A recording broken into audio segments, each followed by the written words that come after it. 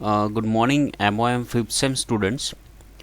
Internet Windows utilities and application subject के तहत ये लेक्चर नंबर 28 है और आज हम लोग देखने वाले हैं वीसैट कनेक्टिविटी।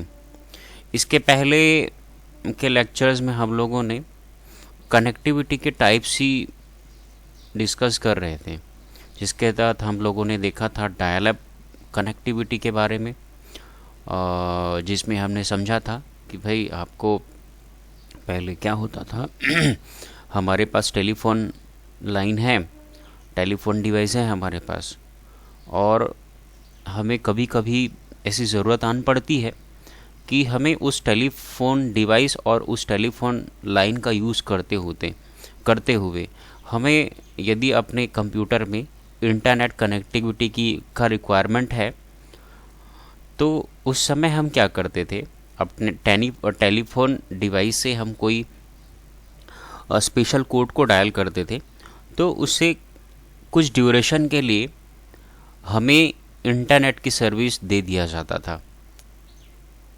ठीक है, डायल अप कनेक्टिविटी में कुछ समय के लिए इंटरनेट की सर्विस हमें प्रोवाइड कर दिया जाता था। तो ऐसे समय में हम टेक्स्ट और नॉर्मली बहुत कम डेटा रेट के साथ में हम इंटरनेट की सर्विस को यूज़ कर पाते थे। तो हमारे पास टेलीफोन लाइन था और हमें for any special purpose internet का रिक्वायरमेंट है, तो for small duration of time हम कोई स्पेशल कोड डायल करते थे, हमें इंटरनेट की सर्विस मिल जाती थी। मैंने ये भी बताया था 56 kbps के अराउंड अप्रॉक्स और डेटा ट्रांसमिशन रेट हुआ करता था। फिर हमने देखा कि समय के साथ साथ इंटरनेट की डिमांड बढ़ने लग गई, तो क्या किया गया है ना, टेलीफोन लाइन तो है ही, टेलीफोन डिवाइस है ही, तो उसके साथ में वीडियो और इमेजेस के ट्रांसमिशन के लिए, है ना, और ऑडियो कॉल तो हो ही रहा था, तो अब सोचा ये गया यार चलन बढ़ गई है इमेजेस ट्रांसमिशन के, वीडियोस का ट्रांसमिशन के, तो किया क्या गया है ना, ऑडियो कॉल्स के साथ साथ में ये इमेजेस और वीडियोस के ट्रांसमिशंस के भी फीचर को ऐड कर दिया गया है ना। ऑडियो कॉलिंग के लिए जो लाइंस थे उसके साथ साथ में जोड़ दिया गया इमेजेस और वीडियोस जैसे डेटा को ट्रांसमिट करने के लिए। तो जब ये दोनों को, ऑडियो मैसेजेस के ट्रांसमिशन और उसके साथ में इमेजेस और वीडियोस के ट्रांसमिशंस के फीचर्स को जब मर्ज करके जो एक नया टेक्नोलॉजी विकसित किया गया, उसको हम लोग बोलते हैं ISDN। ठीक है, फिर हम लोग आज थर्ड कनेक्टिविटी टेक्निक पढ़ रहे हैं, वीसैट। तो चलिए स्टार्ट करते हैं। आज के लेक्चर में हम लोग देखने वाले हैं वीसैट क्या होता है और वीसैट का कंसेप्ट क्या है। तो वीसैट का जो विस्तारित नाम है, इसका फुल फॉर्म है वेरी स्मॉल एपर्चर टर्मिनल। अब पहले ओवरव्यू समझा देता हूँ मैं आप लोगों को। जैसे कि हमने अभी तक देखा था कि डायल अप कनेक्टिविटी में, ISDN कनेक्टिविटी में सीधे सीधे क्या होते थे, केबलिंग की जाती थी, है ना। पूरे डेटा जो है ना, क्लाइंट जो है किसी सर्वर से कनेक्ट होता था केबल के थ्रू, कोएक्सियल केबल के थ्रू। लेकिन मान लो ये घर यहाँ पर है, ठीक है, हिली एरिया है, ये पहाड़ी क्षेत्र है, दूर दराज इलाके हैं, और एक घर यहाँ पर है पहाड़ के पीछे में। तो यार यहाँ केबलिंग करना कितना मुश्किल होगा, है ना। केबलिंग करने के लिए फिर सिग्नल की स्ट्रेंथ को बढ़ाने के लिए जो डिवाइसेस हैं वो कहाँ लगाएं, कैसे लगाएं, और ये उतना ज़्यादा प्रोटेक्शन भी नहीं है, एक तो टावर लगाएं, बड़ा कॉम्प्लेक्स सिचुएशन है। तो ऐसे सिचुएशन में क्या किया जाता है,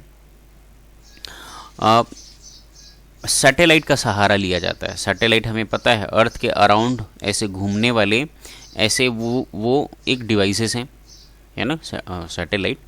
तो होता क्या है, ये यहाँ मुझे मान लो इंटरनेट की कनेक्टिविटी चाहिए, तो यहाँ पर एक एंटीना लगा दिया जाता है, ठीक है, और ये हमारा क्लाइंट है।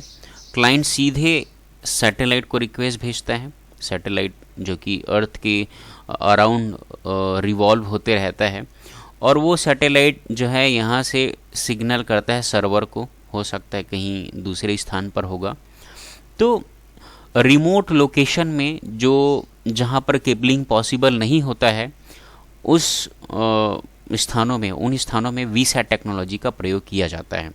अब मान के चलते हैं, तो हिली एरिया का मैंने एग्जांपल आपको बताया, हो सकता है मान के चलो समुद्र के बीच में कोई द्वीप हो, आइसलैंड हो, और वहाँ पर हमें इंटरनेट कनेक्टिविटी करनी है, तो समुद्र के बीचों बीच केबल बिछाना पॉसिबल तो है, लेकिन बहुत ही कॉस्टली पड़ेगा, है ना, वो बहुत ज़्यादा कॉस्ट बढ़ जाएगा। तो ऐसे सिचुएशन में ये वीसैट टेक्नोलॉजी का प्रयोग किया जाता है। तो चलिए अब समझ लेते हैं। वीसैट का पूरा नाम होता है very small aperture terminal in the remote or hilly area or any area like Iceland where cabling is not possible. The VSAT connectivity technology is used for the purpose of data transmission or sharing or for the purpose of internet services. अब ऐसे remote या दूर दराज में बसे क्षेत्र जहाँ पर केबलिंग पॉसिबल नहीं है, जैसे कि पहाड़ी क्षेत्र हो गया, जैसे कि द्वीपीय एरिया हो गया, द्वीपीय क्षेत्र हो गए, तो यहाँ पर केबलिंग पॉसिबल नहीं है, नहीं हो पाते हैं। तो ऐसे क्षेत्रों में इंटरनेट की सर्विस पहुँचाने के लिए या डेटा ट्रांसमिशन के सर्विस को प्रोवाइड करने के लिए या डेटा के शेयरिंग को संभव करने के लिए ये वीसैट टेक्नोलॉजी का प्रयोग किया जाता है। और data rates in most cases ranges from 4 kilobytes पर सेकेंड अप टू 16 MB मेगाबीट्स पर सेकेंड। तो वीसैट टेक्नोलॉजी में जो डेटा ट्रांसमिशन रेट होता है वो 4 kbps से लेकर के 16 Mbps तक हो सकता है। फिर देखते हैं इसमें होता क्या है। मान के चलते हैं ये सर्वर है और ये क्लाइंट मशीन है।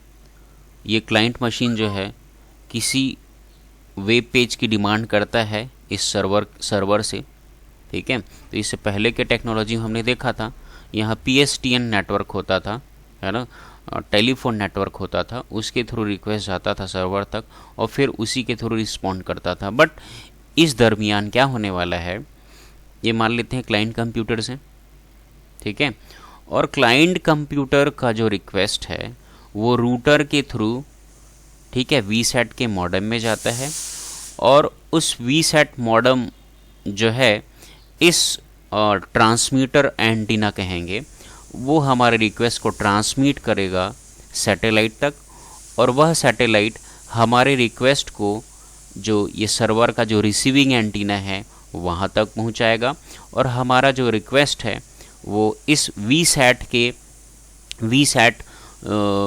के मॉडेम तक जाएगा और मॉडेम से रूटर या स्विच के थ्रू सर्वर तक जाएगा, और वह सर्वर हमारे रिक्वेस्टेड सर्विस को समझेगा और उस सर्विस के तहत जो रिज़ल्ट हमें चाहिए या जो वेब पेज चाहिए या जो डेटा हमें चाहिए उसको रूटर में भेजता है, रूटर से मॉडेम में भेजता है। फिर ये जो एंटीना है इस दौरान ट्रांसमीटर का काम करेगा, वो फिर हमारे रिज़ल्ट को या जो डेटा ये क्लाइंट चाह रहा है उसको ट्रांसमिट करेगा किसको, सैटेलाइट को, और सैटेलाइट जो है यहाँ से अगेन ट्रांसमिट करेगा किसको, हमारे एंटीना को, है ना, जो इस दौरान रिसीविंग एंटीना का कार्य करेगा, और वो जो डेटा है वीसैट के मॉडेम में जाएगा, फिर रूटर से होते हुए जिस क्लाइंट ने रिक्वेस्ट भेजा है उस मशीन तक उस रिज़ल्ट को पहुंचा दिया जाएगा।